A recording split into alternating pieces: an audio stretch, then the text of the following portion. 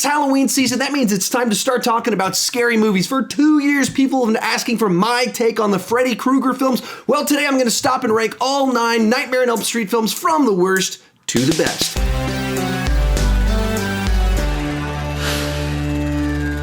Hi, my name is Sean, and I started this channel because I was driving everyone around me crazy talking about movies way too much. If you can relate, you're probably in the right place. Consider clicking that subscribe button. With that in mind, go ahead and join me down below in the comment section. Share your ranking of all 9 Nightmare on Elm Street films. My list isn't the right list, it's just my list, and I would love to see yours. Also, after this video is done, if you enjoy kind of horror franchises, I've got a whole bunch of other rankings just like this one. They're up in a playlist right up there. With that said, let's get started. In last place is Freddys Dead, The Final Nightmare. This is a shockingly lame addition to the franchise that decided to double down on all the worst aspects of the previous 2 sequels. Even the central premise of this film, the idea that Freddy's going to die, is hard to take particularly seriously since he died in several of the previous films. Everything about this movie indicates a franchise running on empty. There's a Wizard of Oz parody right at the beginning of the film. He puts a Q-tip in a guy's head at one point in time. He scratches a chalkboard and makes a guy's head explode.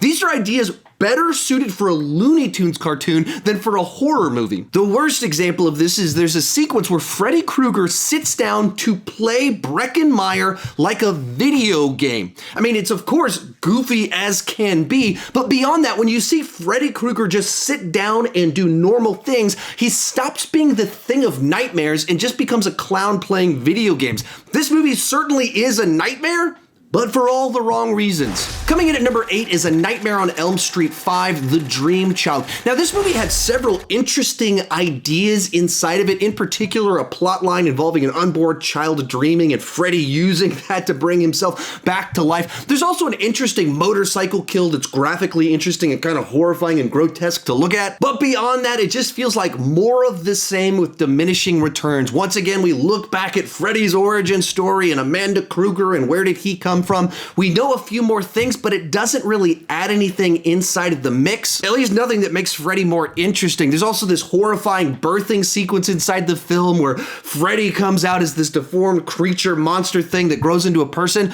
It's certainly nasty, shocking, all of those things to look at, but in a cheap, gimmicky kind of way, and that's mostly what this movie felt like to me. Next up is A Nightmare on Elm Street 4, The Dream Master. For me, this is where the franchise started to lose energy. It was coming off Part 3, which is one of the high points of the franchise, and it still has a lot of the energy of that film, but it lacks the interesting characters. First off, the beginning of the film was kind of confusing for me because they recast Kristen. In the previous film, she was played by Patricia Arquette. Then she's recast here with Tuesday Night, but she's in a different location without any point of reference, so it kind of threw me off as to what was going on with this character. Granted, this could be related to my own stupidity, but far more importantly, this movie commits one of the movie sins that frustrates me the most. In the first 30 minutes of this film, they kill off all these interesting characters from the first film and replace them with less developed, less interesting characters, which cheapens the victory of the last film where they defeated Freddy and gives us a lesser sequel. All in all, it's a movie that has some moments that are pretty good, but they're few and far between and feel a bit like a rehash of the previous one. At number 6 is A Nightmare on Elm Street 2010. Now, this movie had all the ingredients and the recipe for a nice, fresh new take on the Nightmare on Elm Street story, but something went a little bit wrong in the process. On the positive side, the cast here is pretty great when you got Clancy Brown, Rooney Mara, Connie Brighton. On paper, this looks like one of the best cast films in the entire franchise. Even side roles are filled by Katie Cassidy, Kellen Lutz, and even more familiar faces. But unfortunately, their characters aren't particularly memorable. You can also see with the film how they were trying to make the movie more gritty, nasty, and grounded. Not realistic, but touching on more realistic elements inside of it. So Freddy Krueger actually looks like a real burn victim. And then to make him a grotesque character, they make him a child molester. And those ideas on paper would work, but in execution inside of the film, they make it really unpleasant to watch. I mean, I think Jackie Earle Haley has all of the skill, talent, and on-screen charisma, even in dark roles, to pull off Freddy Krueger, but with the way the character was written, it doesn't quite work. Previously, with Robert Englund, he'd been this charismatic serial killer, which oddly enough somehow works inside of these films, but as soon as you make him a child rapist, It changes the formula entirely. It definitely makes him more icky, grotesque, and dangerous, but in a way that's just not enjoyable to watch. They also try to add this mystery of whether Freddy was actually framed and the kids lied about him, so he's an innocent victim trying to take vengeance on the kids that went after him. And it adds unpleasantness into the film, but I don't know that it added that much intrigue. In general, this is a film that certainly improves on the production value. It has 21st century slickness, but it misses the charm of the original. Kicking off our top 5 is A Nightmare on Elm Street 2, Freddys Revenge. Taken at face value, this is an endearing misfire filled with 80s cheese because our main protagonist turns into Freddy in the second half of the film. It doesn't really give us anyone to root for as we get to the climax of the film. Likewise, it doesn't feel like the movie follows any particular set of rules. Freddy can just kind of do all sorts of new things inside of this film that he never does anywhere else inside of the franchise, which in its own way kind of makes the film an interesting anomaly inside of the series. Where this one gets really interesting is where you know the backstory about its creation. The writer of the film included some homoerotic subtext into the film, and coincidentally, the lead actor in the film, Mark Patton, was a closeted homosexual at the time the film was released, and because of the different ingredients, the backlash against the film, it kind of wreaked havoc on his life. He actually made a documentary about it called Scream Queen, My Nightmare on Elm Street.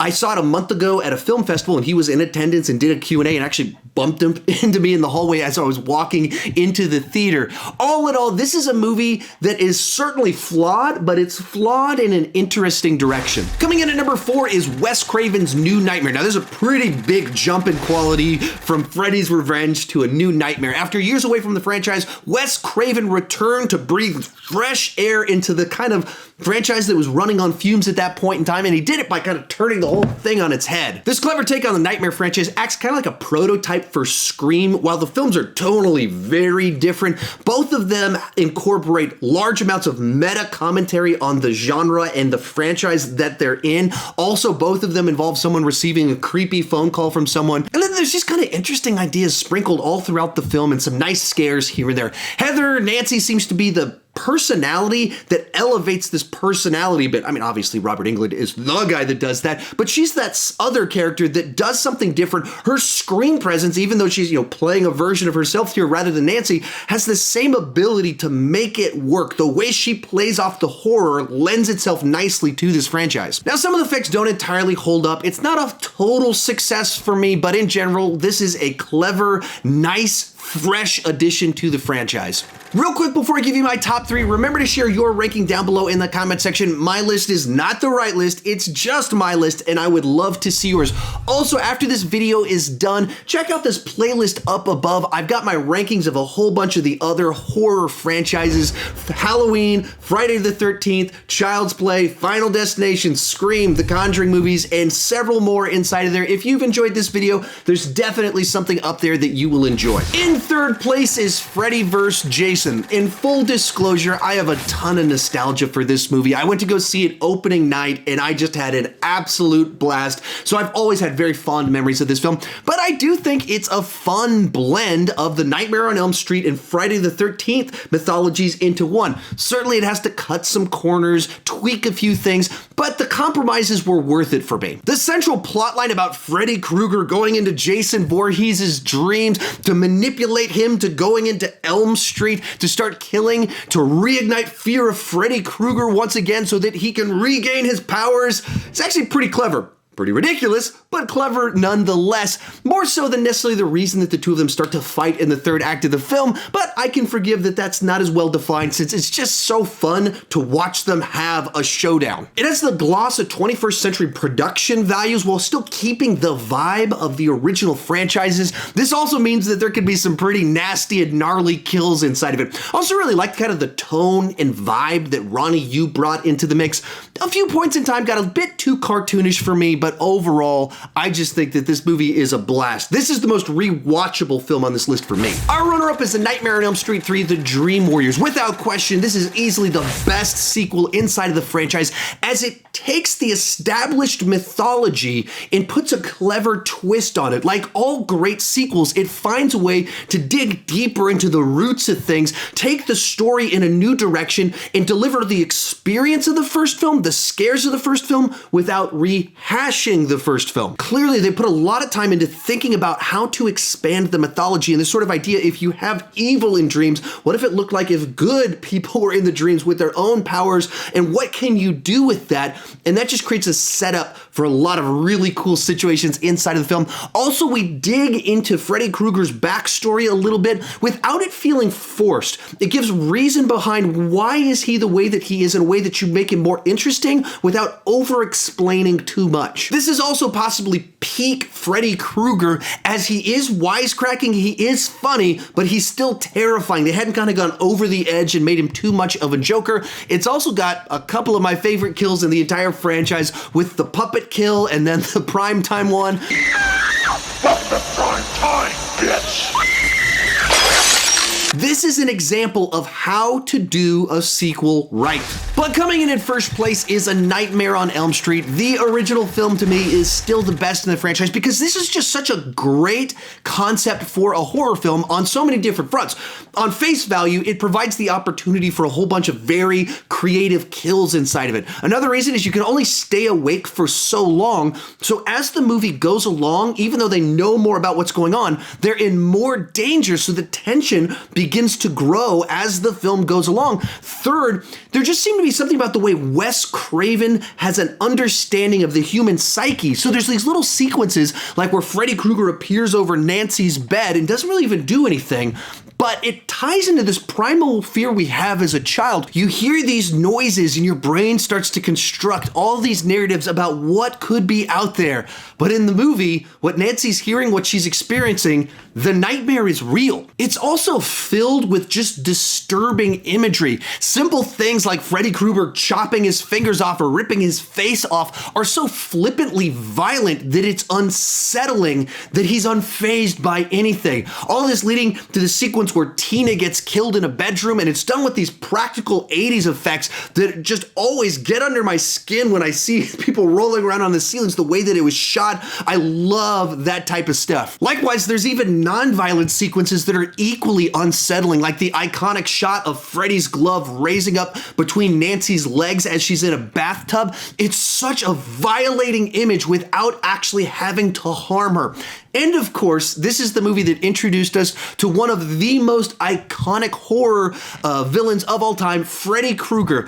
Even in the first film, he's very well defined in the way that he acts, the way that he moves, the way that Robert Englund performs him. It has the humor, it's terrifying, the mannerisms, it's all there right out of the gate. This is easily one of the best horror films of all time that launched an iconic character, an iconic franchise. It has great ideas, it has great scares, it has amazing imagery inside of it, so it comes in at number 1. If you've enjoyed this video, remember to check out that playlist right over there. I've got a whole bunch of other horror rankings just like this one. They're all right in that list right over there. Thank you so much for watching, and keep talking movies too much.